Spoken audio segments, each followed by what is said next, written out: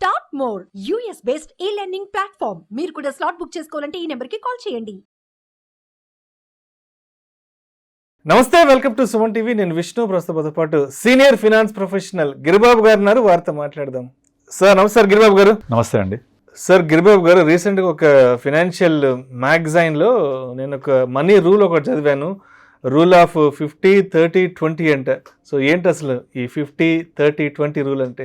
ఏం లేదండి, రూల్ 50/30/20 ఈ అంటే ఏంటి, టోటల్ కలిపితే 100% ఇది. సో ఈ 100ని 50-30-20గా డివైడ్ చేయాలి. 3 భాగాలు చేశారు. మీకు గుర్తుందా, మనం స్టార్టింగ్ లో ఒక వీడియో చేసాము 25-25-25.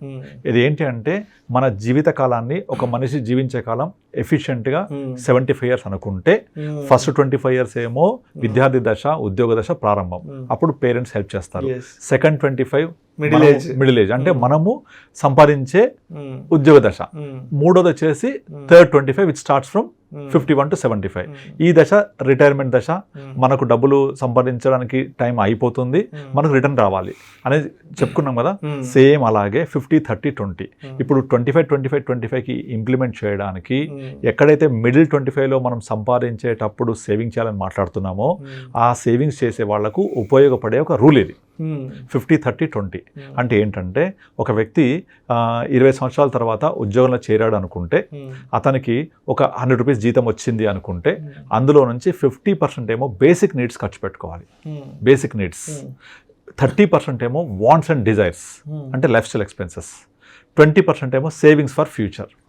ఈ రూల్ ఫాలో అవుతే ఏమవుతుందంటే, నా దగ్గరికి వచ్చే చాలా మంది క్లయింట్స్, వాళ్ళకు ఒక క్లయింట్ వచ్చాడు రీసెంట్గా, 3 లక్షల రూపాయలు జీతం.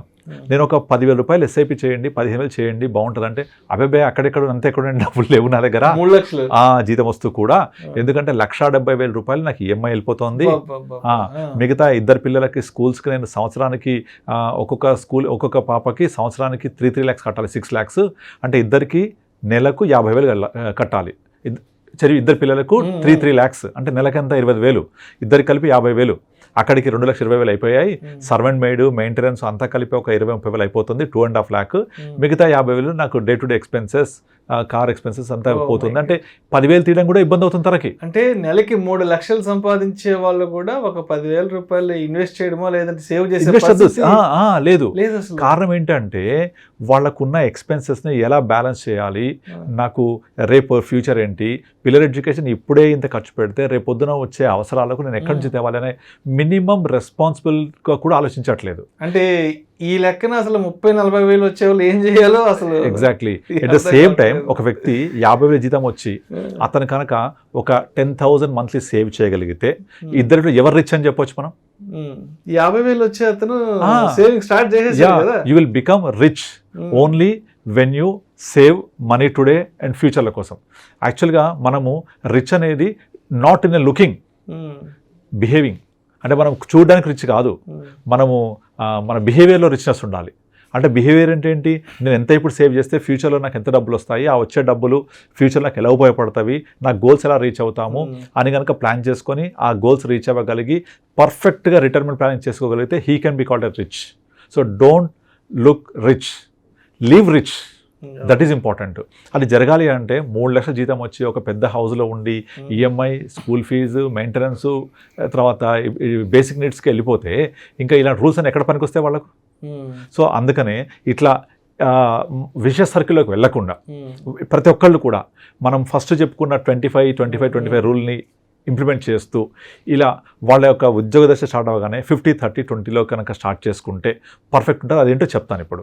నార్మల్గా ఒక వ్యక్తికి ఒక జీతం రాగానే 50% బేసిక్ నీడ్స్ తీసేసి 30% కనుక డిజైర్డ్ అండ్ వాంట్స్ అంటే ఏంటి, కొంచెం హ్యాపీగా బతకడం కోసం life style expenses, nothing but అది తీసుకొని థంబ్ రూల్ పెట్టుకొని కంపల్సరీ 20% నేను రేపటి కోసం సేవ్ చేస్తా అని పెట్టుకోవాలి.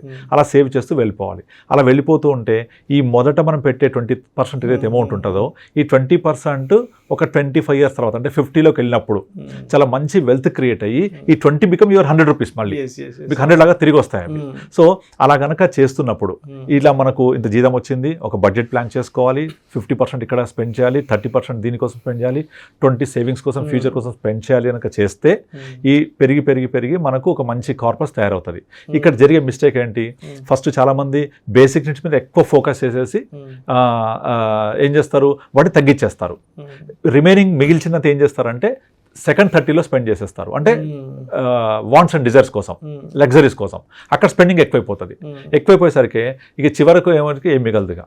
ఇంకా ఇలా ఇప్పటికే మాట్లాడుతూ పోతుంటే వాట్ అబౌట్ టుమారో? మనకంటే ఈవెన్ ఈరోజు గవర్నమెంట్ ఎంప్లాయ్ కూడా పెన్షన్ రాదు. సో రేపు పొద్దున టెన్షన్ లేని లైఫ్ ఉండాలంటే పెన్షన్ ఉండాలి. అది రావాలి అంటే ఇప్పటి నుంచే ప్లాన్ చేసుకుంటూ ఉండాలి.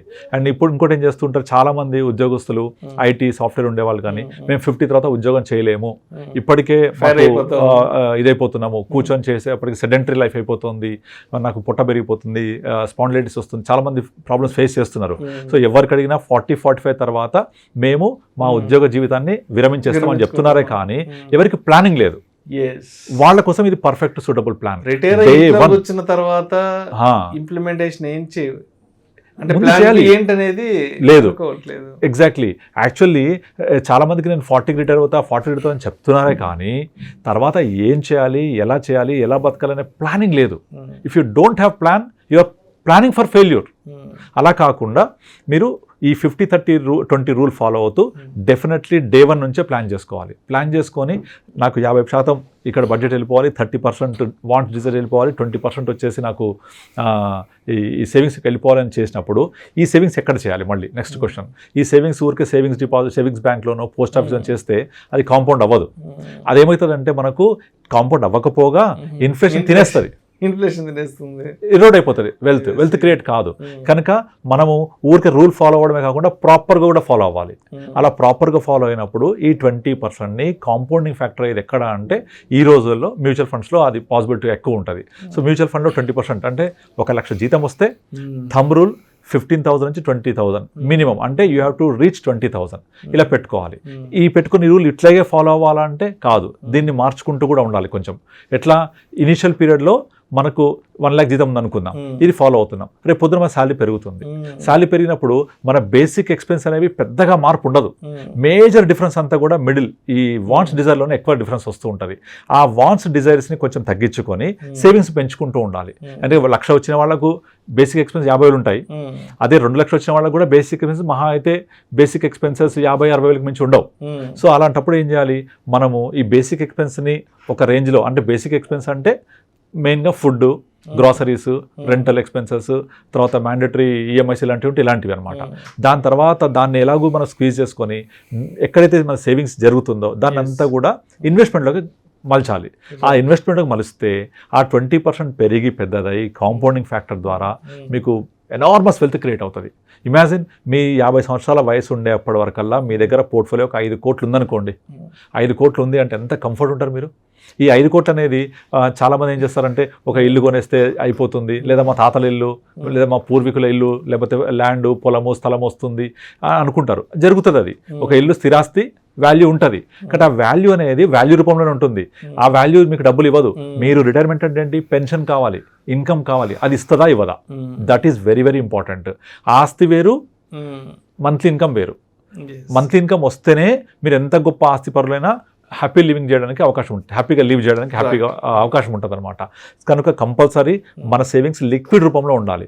50 తర్వాత కూడా వెళ్ళి మీరు స్థలము, పొలము ఇట్లాంటి కొన్ని పెట్టేసి అది వాల్యూ పెరిగిందంటే నో యూజ్. దానివల్ల మీకు మంత్లీ ఇన్కమ్ ఎవరిస్తారు? 50 తర్వాత రిటైర్మెంట్కి అయిన తర్వాత మీ టైం మీరు మేనేజ్ చేసుకోవచ్చు, తర్వాత మీ లైఫ్ స్టైల్ ఇష్టమైనట్టుగా మీరు గడపచ్చు. అప్పుడు మంత్లీ ఇన్కమ్ కావాలి, అది ఎవరిస్తారు? అది ఆలోచన చేయాలి. అంతేగాని చాలా మందిని అడగండి, మీ ఫ్రెండ్స్ ఎవరైనా, వాళ్ళ యొక్క ఆస్తి రూపంలో ఉంటాయి 2-3 కోట్లు, కానీ లిక్విడ్ రూపంలో ఎంతమంది దగ్గర ఉంటుంది? మ్యూచువల్ ఫండ్స్ రూపంలోనో లేకపోతే మంత్లీ ఇన్కమ్ వచ్చే రూపంలోనో ఉంటే వాళ్ళు నిజమైన ఆర్థిక స్వేచ్ఛ కలిగిన వారు. కనుక ఆర్థిక స్వేచ్ఛ ఉండాలి అంటే ఇలా ప్రాపర్గా రూల్స్ పెట్టుకొని ఫాలో అవుతుండాలి. అందులో ఫెంటాస్టిక్ రూల్ 50-30-20. సో ఇలా మనం వెళ్తూ ఉంటే మన కార్పస్ బిల్డ్ అవుతూ ఉంటే by the time you retire your corpus will be exactly not less than 4 to 5 crores. అందులో నుంచి SWP ద్వారా systematic withdrawal plan around 2.5 to 3 lakhs పెట్టుకోవచ్చు, 6% లాగా పెట్టుకుంటే ఎవ్రీ మంత్ మీకు వస్తూ ఉంటుంది. లైఫ్ లాంగ్ హ్యాపీగా ఉండొచ్చు. ఒకసారి ఇమాజిన్ చేయండి, నా కార్పస్ ఇంత ఉంది, నాకు వస్తుందంటే ఎంత హ్యాపీగా ఉంటుంది. సో అట్లా మనము ప్లాన్ చేసుకుంటూ ఉండాలి. ఇది కేవలం ప్లానింగ్తోనే సాధ్యం. ఆ ప్లానింగ్కి ఫాలో అవ్వాల్సిన ఒక రూల్ ఇది.